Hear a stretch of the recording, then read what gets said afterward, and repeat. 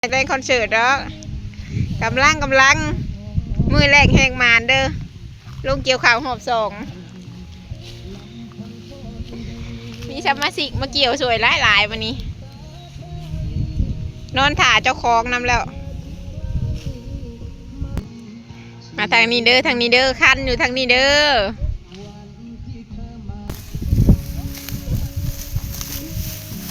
เล่งมือป้าเข่ากับคนกระชูงสำกันนะแต่สิจังเลยคุณ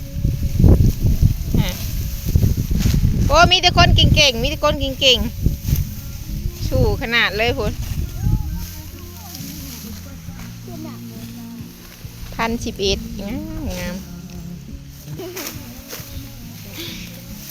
คาบยังในปากนะคาบปียังอมยิ้มเกี่ยวข่าวไปนำอมยิ้มไปนำลุยเชื่ออุดกระลุยมีแต่คนเก่งคัก